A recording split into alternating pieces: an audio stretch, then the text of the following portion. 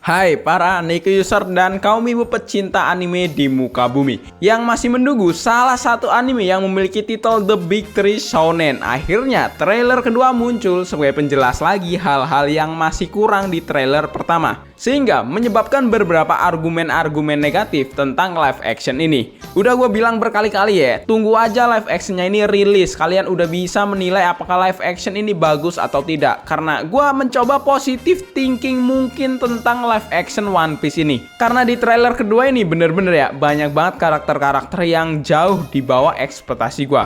Tapi gue bener-bener gak mau ngejudge dulu, gue mau mencoba sepositif mungkin tentang live action ini. Ini adalah konten yang open diskusi ya, jadi gue harap kalian komen tuh diskusi, ngasih pendapat, bukan malah berantem gitu. Biasanya tuh yang ngajak-ngajak ribut tuh fans tinja kuning ya. Mentang-mentang dibandingkan dengan The Big Three lainnya, animenya nggak ada versi live actionnya sendiri. Seneng banget mereka ya. Gak usah banyak bacot lagi, kita akan masuk ke scene pertama.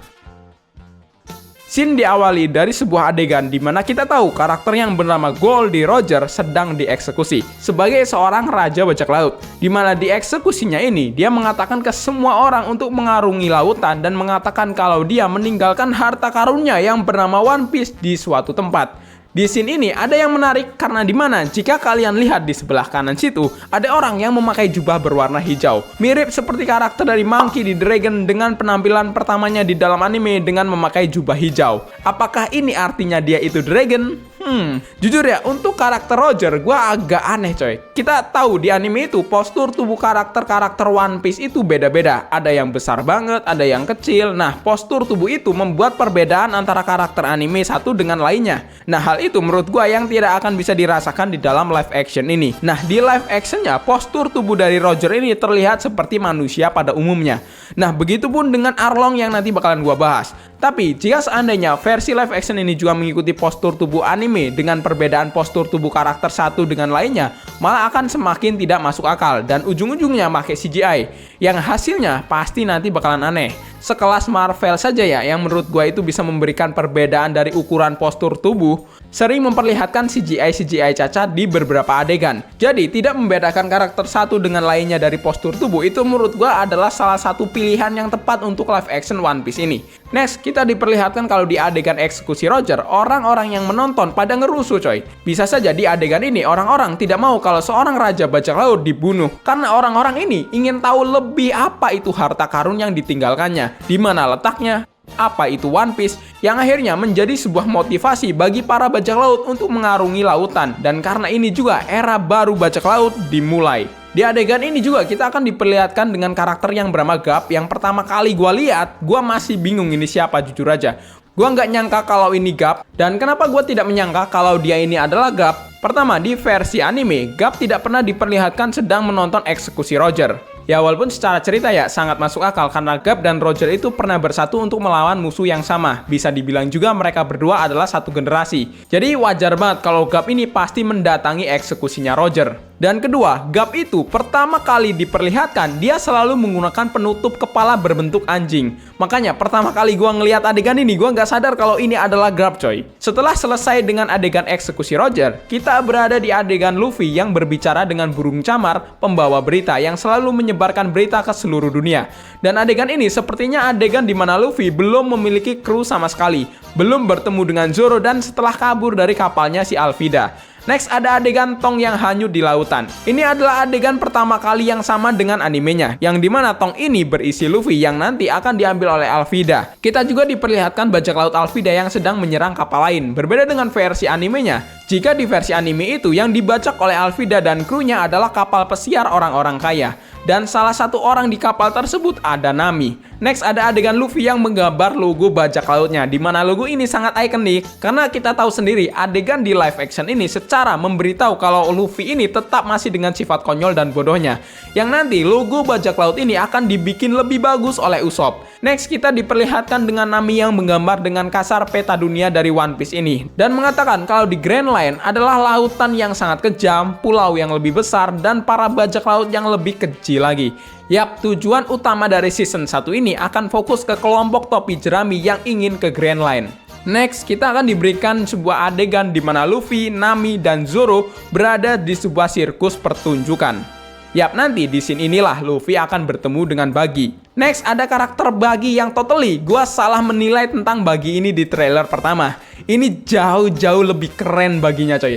Masalah utama Buggy dan Sanji di trailer pertama itu emang menurut gua ya kameranya coy, yang sengaja nge-close up muka mereka. Karena itulah mukanya jadi aneh. Tapi untungnya di trailer kedua ini diperlihatkan jauh lebih mendingan dengan memperlihatkan Buggy full setengah badan. Jujur, trailer pertama emang agak aneh coy. Apa coba? Satu layar full muka pemeran coy. Kan bayangin, muka karakter jadi aneh gitu. Kalau di anime kita tahu kan, Luffy itu nantinya akan dikurung oleh Buggy. Nah, sepertinya di adegan inilah nanti Nami dan Zoro lah yang harus melawan Buggy. Kita juga diperlihatkan di mana karakter yang bernama Mary, pelayan dari Kaya, karakter yang berada di pulau yang sama dengan Usopp. Kalau kalian tahu, Merigo yang menjadi kapal ikoniknya si Mugiwara memang adalah kapal dari karakter Mary ini. Itu alasan kenapa Merigo memiliki kepala berbentuk kambing. Nah, di adegan ini juga terlihat kalau Mary yang sedang diserang oleh seseorang kuku-kuku panjang yang itu adalah Kapten Kuro, di mana dia akan menjadi musuh utama di Shoop Island. Next, ada adegan Zoro di dalam sumur. Seumur-umur ya, gue belum pernah ngelihat Zoro di Arc East Blue jatuh ke sumur.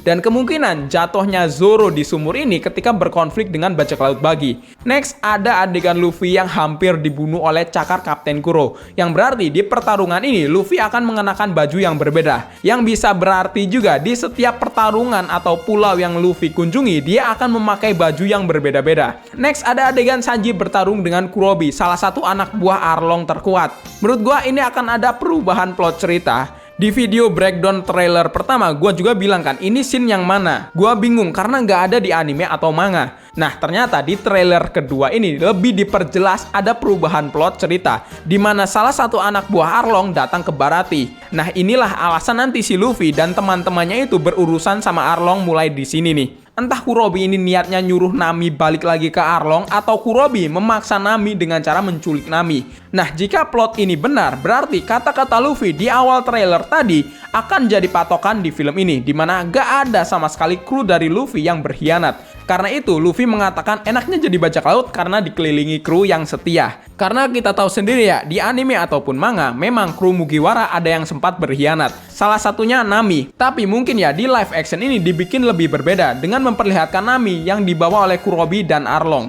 Sehingga di Arc Baratie ini, Nami tidak akan diceritakan kalau dia ini berkhianat. Next, akan ada adegan yang menurut gua menarik banget, di mana kapal Merigo sedang dikejar oleh kapal Garp. Yang berarti ini adalah adegan yang akan mempertemukan Luffy dan kakeknya dalam cerita setelah Luffy ini menjadi bajak laut sebelum di Arc Water 7. Dan menurut gua adegan ini berada setelah Luffy mendapatkan bounty pertamanya setelah mengalahkan Arlong. Bisa jadi kan Garp ini melihat poster cucunya tersebut dan mencoba untuk membawa Luffy kembali karena Garp tidak mau kalau cucunya ini menjadi bajak laut. Next, ada adegan Baratie dan juga Luffy and the gang sedang berada di kebun jeruk. Untuk Baratie gue bener-bener acungi jempol banget, ini jauh lebih cantik dibandingkan dengan animenya. Nah, untuk scene kebun jeruk, tentu mereka ini sedang mencari Nami, karena di pulau inilah Nami berasal dan Arlong berkuasa. Ditambah lagi dengan kata-kata Luffy, yaitu kru kita bisa mengatasi apapun, yang menandakan kalau Luffy ini tidak takut dengan hal apapun, termasuk juga melawan Arlong yang selama ini menghantui kehidupan Nami. Nah, karena itulah next ada adegan Nami di kuburan Belemere yang mengingatkan Nami dengan kejadian paling tragisnya karena tindakan bajak laut Arlong. Nah, disinilah first look dari Arlong. Tapi anehnya ya, Arlongnya ada di Baratie coy. Yang gue bilang tadi, awal konflik yang terjadi dengan Luffy dan Arlong bakalan dimulai dari Baratie. Tapi tenang, bukan berarti bakal ada sesuatu yang di-cut. Karena di trailer kedua ini kita sama sekali tidak diperlihatkan dengan Don Krieg. Tapi gue jamin Don Krieg bakalan tetap ada di dalam live action ini. Gak mungkin di-cut coy. Karena pertama, aktornya itu udah ada. Dan kedua, kesalahan yang sangat fatal kalau Don Krieg ini di-cut. Karena kita tahu sendiri lah, konflik dengan Don Krieg itu sesuatu yang membuat karakter Sanji bisa mendapatkan empati ke para penontonnya. Jadi pertarungan Arlong di Baratie menurut gua setelah para kru bajak laut ini mengalahkan Don Krieg. Seperti ritual-ritual Luffy setelah menyelamatkan pulau, dan akhirnya pasti Luffy ini bakalan dijamu dengan makanan-makanan. Nah, bisa jadi setelah Luffy menyelamatkan Baratie dari Don Krieg, mereka bakalan dijamu dengan makanan. Sedangkan di sisi lain, Zoro masih menyembuhkan dirinya setelah bertarung dengan Takanomi Mihawk. Nah, di adegan ini bisa saja diimprovisasi dengan kedatangan Arlong ke Baratie dan mengacau. Nah, untuk Arlong, jujur aja ya, gua merasa agak aneh. Karena memang di anime itu mukanya si Arlong itu seperti seseorang yang punya dagu ala-ala meme Gigachat. Nah, makanya di live action ini Arlong dibikin memiliki dagu seperti Gigachat. Aktor aslinya saja kalau kalian tahu dagunya biasa aja. Jadi yang bikin seperti ala-ala Gigachat ini emang dari Netflix-nya yang mengikuti versi anime. Dan BTW, buat kalian yang bilang, masa Arlong hidungnya panjang tapi Usopp hidungnya nggak panjang? Jawaban gua adalah karena Arlong ini bukan manusia, tapi ikan coy. Di dunia nyata pun ada ikan yang hidungnya panjang kan, jadi masih masuk akal lah. Untuk postur tubuh Arlong sepertinya nggak perlu banyak kita bahas ya. Ini hal yang sama seperti yang terjadi dengan Roger yang tadi gua bahas di awal video.